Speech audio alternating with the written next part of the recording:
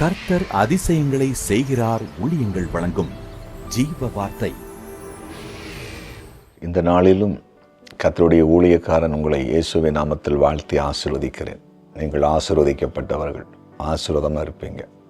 ஏசப்பா இந்த 42 மீனை ஆசீர்வதித்த பொழுது 5000 குடும்பத்தினர் அதை சாப்பிட்டு திருப்தி அடைந்து 12 குடிநரை மீதி எடுக்கத்தக்கதாய் மாறிட்டு, உங்களை அப்படியே கர்த்தர் ஆசீர்வதித்து நீங்கள் அநேகருக்கு ஆசீர்வாதமாக இருப்பீங்க.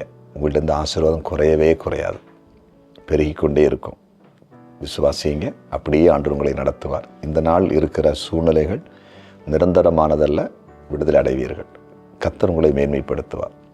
இந்த நாளின் ஜீவார்த்தைக்கான வசனம் சங்கீதம் 31:18. நீதிமானுக்கு விரோதமாய் பெருமையோடும் இகழ்ச்சியோடும் கடினமாய் பேசுகிற பொய் உதடுகள் கட்டப்பட்டு போவதாக. அதாவது நீதிமானுக்கு விரோதமாய் பெருமையோடு இகழ்ச்சியோடும் கடினமாய் பேசுகிற பொய் உதடுகள். பெருமையோடு நமக்கு விரோதமாய் பேசுகிறவங்க, நமக்கு விரோதமாக சிலர் பெருமையாக பேசுவாங்க. எப்படி பேசுவாங்க?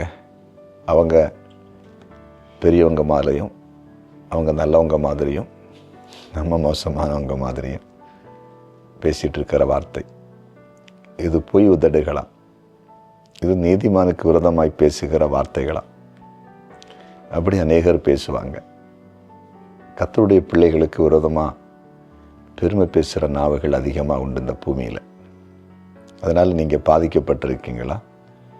நீங்கள் ஒரு வேலை செய்கிற இடத்துல, ஒரு ஸ்தாபனத்தில் நீங்கள் உண்மையாக இருக்கிறீங்க, தீமை செய்யாமல் வாழ்கிறீங்க, அநீதி செய்யாமல் இருக்கிறீங்க.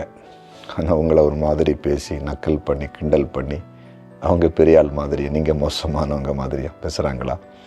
இவன் சும்மா பைபிளை கொண்டு போகிறவன், பைபிளை கொண்டு போகிறவா, ரொம்ப பக்தி, யார்கிட்டையும் அதிகமாக பேச மாட்டாங்க, எந்த தீமையிலையும் ஈடுபட மாட்டாங்க, ரொம்ப பெரிய சாமியார் ஆகிட்டாங்க அப்படிலாம் பேசி உங்களை வேதனைப்படுத்துகிறாங்களா? அவங்க ரொம்ப பெருசாக, அவங்க பெரிய ஆள் மாதிரி, நீங்கள் மோசமானவங்க மாதிரி அப்படி தான் பேசுவாங்க. அவனுடைய பிள்ளைகள் அப்படி தான் பேசுவாங்க. ஆனால் பைபிள் சொல்லுது, அப்படிப்பட்ட உதடுகள் கட்டப்பட்டு போவதாக. அப்படின்னு என்ன அர்த்தம்? அவங்க வாய்களை, அவங்க நாவுகளை கர்த்தர் பார்த்து கொள்வார். பயப்படாதீங்க. உங்களை குறித்து பெருமையாய் பேசுகிறவங்களை பார்த்து பயப்படாதீங்க. அவங்களுக்கு எதிராக நீங்கள் எழும்ப வேண்டாம். கர்த்தர் பார்த்து கொள்வார். நீங்கள் கர்த்தருக்குள்ளே இருங்க. அது தாங்குகிற பலனை கேளுங்க. இயேசுப்பா உங்களை உயர்த்துவார். சரியா? ஜெபிப்போமா? ஜெபம் பண்ணலாம். ஆண்டவரே, நீர் பேசின வார்த்தைகளுக்கு ஸ்தோத்திரம். நம்முடைய கரத்தில் ஒப்பு கொடுக்கிறோம். நம்முடைய பிள்ளைகளுக்கு விரோதமாய் பெருமையாய் பொய் பேசுகிற நாவுகள் ஆண்டவர் கண்ணோக்கி பாரும். நம்முடைய பிள்ளைகளை அந்த ஜனங்கள் மத்தியில் உயர்த்தும். அந்த பொய்யாய் பெருமை பேசுகிற வாய்களை சந்தியும், நபர்களை சந்தியும். இன்றைக்கு பலவிதமான கஷ்டங்களினால் அவதிப்படுகிற நம்முடைய பிள்ளைகளுக்கு விடுதலை கொடுத்து தலையை உயர்த்தும், மேன்மைப்படுத்தும், அதிசயங்களை செய்யும். இன்றைக்கு பிறந்த நாளை காண்கிற ஒவ்வொருவரையும் பேர் பேராய் ஆசீர்வதிக்கிறேன்.